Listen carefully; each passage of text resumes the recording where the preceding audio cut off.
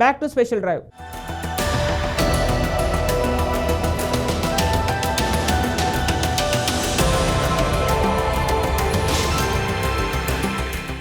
నాటి నుంచి భారతదేశంలో వివాహ బంధానికి ఎంతో ప్రాధాన్యత ఉంది, కుటుంబాలకు ఎంతో విలువ ఉంది.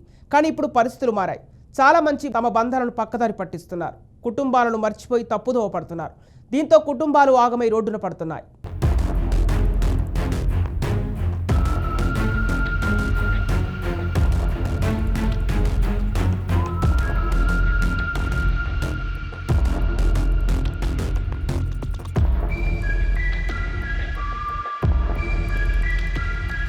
అప్పటిదాకా బాగుంటారు, కానీ చిన్న చిన్న గొడవలు, విభేదాలతో, క్షణికావేశంలో తీసుకుంటున్న నిర్ణయాలతో బతుకులు ఆగమవుతున్నాయి. వారి క్షణికావేశాలు కుటుంబాలను ఛిద్రం చేస్తున్నాయి. భార్యాభర్తల కుటుంబం గురించి ఆలోచించకుండా కొత్త బంధాలను ఏర్పరచుకుంటున్నారు. ఆ వివాహేతర సంబంధాలు కుటుంబాలను రోడ్డున పడేస్తున్నాయి, హత్యలకు దారి తీస్తున్నాయి. అనేక వివాహ బంధాలు మధ్యలోనే ఆగిపోతున్నాయి. వారి నిర్ణయాలతో పిల్లల భవిష్యత్తు ప్రశ్నార్థకంగా మారుతోంది.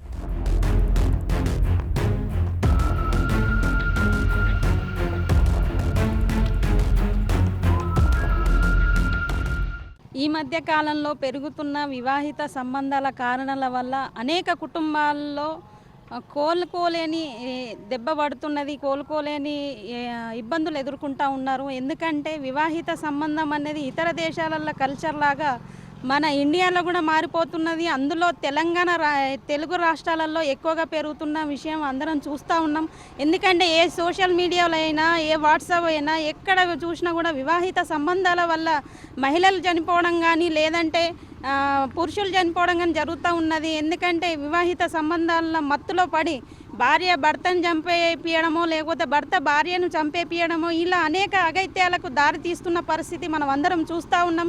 కాబట్టి ఈ కుటుంబాలు రోడ్డు మీదకి వస్తున్నాయి. చాలా కుటుంబాల్లో తల్లిని కానీ తండ్రిని కానీ కోల్పోతున్న పరిస్థితి ఉంది. ఆ పిల్లలకు ఆ కుటుంబాలు రోడ్డు మీదకి వస్తున్నాయి. కాబట్టి వీటిని అరికట్టే విధంగా కూడా పోలీసు యంత్రాంగం దీని మీద స్పెషల్ ఫోకస్ పెట్టి ఇది ఎలా అరికట్టచ్చో దానికి సంబంధించిన చర్యలు చేపడితే బాగుంటుందని చెప్పేసి కోరుకుంటా ఉన్నాం.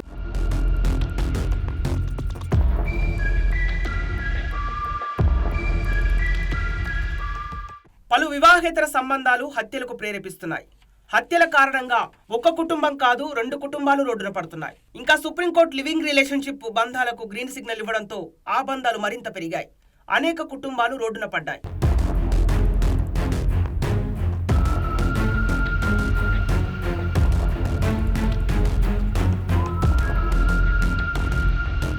మరి రాష్ట్ర ప్రభుత్వాలు ఇలా మహిళలకు అండగా నిలబడతా ఉన్నాము.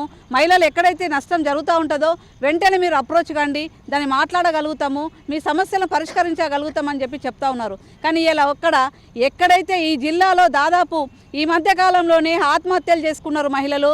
మరి అనేక పాయిజన్ తీసుకొని చనిపోయినటువంటి మహిళలు ఉన్నారు. ఇలా ప్రేమ పేరుతో మోసపోయిన మహిళలు ఉన్నారు. ఇల్లీగల్ కాంటాక్ట్స్తో మహిళలు కూడా చనిపోయినటువంటి వాళ్ళు ఉన్నారు. కానీ ఇక్కడ ఏ ప్రజాప్రతినిధి కూడా మాట్లాడినటువంటి పరిస్థితి లేదు, ఏ ఎమ్మెల్యేలు కూడా మాట్లాడినటువంటి పరిస్థితి లేదు. ఇంత దుర్మార్గంగా ఈరోజు మరి ఉన్నటువంటి పాలకులు వివరిస్తూ ఉన్నారు, అధికారులు వివరిస్తూ ఉన్నారు. అయినా అప్పటికి కూడా మహిళలు ఈ విధమైనటువంటి దుర్మార్గమైనటువంటి స్థితిలో మరి దిగజారిపోతూ ఉండి ఇలా వాళ్ళ జీవితాలు నిర్వీర్యమైపోతూ ఉన్నప్పటికీ ఎవరు కూడా పట్టించుకున్నటువంటి దాఖలు లేవు.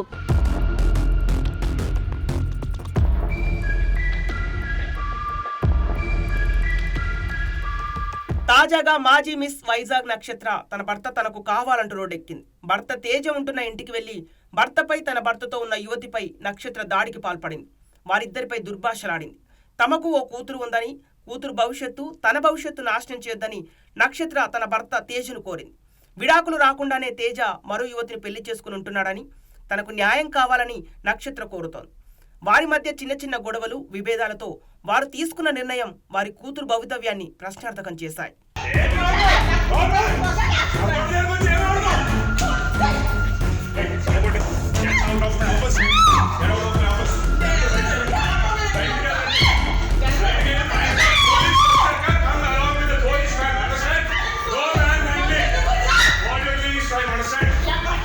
My husband, Mr. Teja Tuprana, he's having a lot of illegal affairs with many ladies, and he has been cheating me since 3 years. and I got to know that he's in living relationship and he also married that girl and living in this apartment.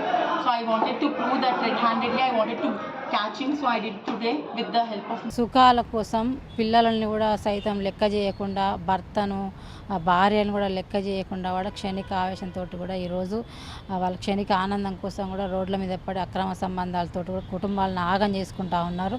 ఈరోజు supreme court ఏదైతే ఇచ్చిందో living relation అది అక్రమ సంబంధాలు అని చెప్పేసి వీళ్ళు అన్వయించుకొని కూడా దాన్ని మిస్యూజ్ చేసుకునే పరిస్థితి ఈరోజు కనబడతా ఉన్నది. మరి ఈరోజు భారతదేశం అంటే మంచి సాంప్రదాయంగా కుటుంబాలతోటి వసుదైక కుటుంబాలతోటి మరి ఉండే సమాజం అనేది భారతదేశ సమాజం. కానీ ఈరోజు ఆ సాంస్కృతిక సాంప్రదాయాలను కూడా పక్కన పెట్టి మరి విదేశీ కల్చర్లతోటి బంధాలతోటి కూడా కుటుంబాలను కూడా రోడ్ల మీదకి ఎక్కుతున్నారు. సరే వీళ్ళు పరిస్థితి వీళ్ళు ఆలోచిస్తున్నారు కానీ మరి పిల్లల భవిష్యత్తు ఏంది, ఆ పిల్లల మీద ప్రభావం ఏ విధంగా పడుతుందని చెప్పేసి ఆలోచించని మూర్ఖుల్లాగా తయారైంది ఈరోజు. కాబట్టి ఇట్లాంటివన్నీ కూడా మరి అవేర్నెస్ ద్వారా ప్రజలలో మహిళల్లో మరి పురుషుల్లో కానీ సమాజంలో కానీ ఒక అవేర్నెస్ కార్యక్రమాలు తీసుకురావాలి. బుల్లితెర నటుడు చంద్రకాంత్ స్టోరీ కూడా ఈ కోవకు చెందిందే. చంద్రకాంత్కు పెళ్ళైంది, అది కూడా ప్రేమ పెళ్లి. ఆమె వెంటపడి మరీ ఒప్పించి పెళ్లి చేసుకున్నాడు. కానీ సీరియల్స్ లో నటిస్తుండగా సహా ఆర్టిస్టు పవిత్రతో ప్రేమలో పడ్డాడు. ఇంకేముంది, భార్యకు కూతురుకు దూరంగా ఉంటూ పవిత్రతో ప్రేమయానం నడిపించాడు. చాలా రోజులు లివింగ్ రిలేషన్షిప్ లో ఉన్నారు. భార్యకు కూతురుకు దాదాపు 6 ఏళ్లు దూరంగా ఉన్నాడు. ఇటీవల పవిత్ర రోడ్డు ప్రమాదంలో మరణించగా ఆమె మరణాన్ని తట్టుకోలేక చంద్రకాంత్ కూడా బలవన్మరణానికి పాల్పడ్డాడు. దీంతో చంద్రకాంత్ భార్య పిల్లలు దిక్కులేని వాళ్ళయ్యారు.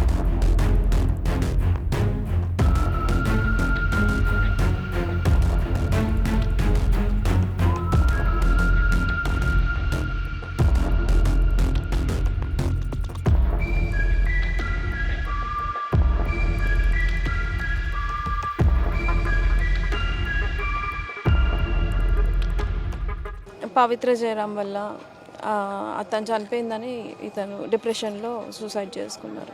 డిప్రెషన్ తప్పితే ఇంకేం లేదు. అదేంటో తనకు అటాచ్మెంట్ ఎలా అయ్యాడో తెలియదు కానీ బాగా ఎమోషనల్గా అటాచ్ అయ్యాడు ఆ పవిత్ర జయరాంకి. ఈ 2 ఘటనలేంటి, తెలుగు రాష్ట్రాల్లో ఇలాంటి ఘటనలు అనేకమున్నాయి. ప్రియుడితో కలిసి భర్తను చంపిన భార్యలు, ప్రియురాలతో కలిసి భార్యను చంపిన భర్తల కథలు అనేకం. వారు తీసుకున్న నిర్ణయాల వల్ల నిండు జీవితాలు నాశనమయ్యాయి. కట్టుకున్నవాడు లేక, ప్రేమించినవాడు దగ్గర లేక, కన్నబిడ్డలు దగ్గర లేక నరకయాతన అనుభవిస్తూ జైల్లో చిప్పకుడు తినే పరిస్థితులను చాలా మంది కోరి మరీ తెచ్చుకుంటున్నారు. ఇలాంటి ఘటనలు చూసైనా తప్పు చేయాలనుకునే వారు కుటుంబాల గురించి, పిల్లల భవిష్యత్తు గురించి ఆలోచించాలి. మనస్పర్ధలు వచ్చినప్పుడు భార్యాభర్తలు కలిసి కూర్చొని సమస్యను పరిష్కరించుకోవాలి, కానీ ఆ బంధాన్ని తెంచుకోకూడదు. కుటుంబ వ్యవస్థ అనేది నానాటికి దిగజారిపోయే పరిస్థితుల్లో నేటి పరిస్థితులు చూస్తున్నాం. ఎందుకంటే వీళ్ళు చేసే ఈ చిన్న చిన్న తప్పుల వల్ల పిల్లలు వాళ్ళ చిన్న వయసులోనే తల్లిదండ్రులు కోల్పోవడం, వాళ్ళు రోడ్డును పడిపోవడము. సో ఇలాంటివి కాకుండా తల్లిదండ్రులుగా మనం ఎంత బాధ్యత వహిస్తున్నాము, మనం ఏం చేస్తే మన కుటుంబ వ్యవస్థ బాగుంటుంది, లేదు మన లైఫ్ బాగుంటుంది అనేది ఒక క్షణమైనా ఆలోచిస్తే ఇలాంటి దారుణమైన పరిస్థితులు జరగకుండా ఉంటాయి. ముఖ్యంగా మనం తల్లిగా ఉన్నాం కాబట్టి మనం పిల్లల్ని పెంచేటప్పుడు ఖచ్చితంగా మగపిల్లలైనా ఆడపిల్లలైనా సరే ఎలా ప్రవర్తించాలి, మన ఇంట్లో వాళ్ళతో ఎలా ప్రవర్తించాలో మనం నేర్పిస్తే రేపటి తరంలో వాళ్ళు బయట వాళ్ళతో కూడా అలానే ప్రవర్తిస్తారు.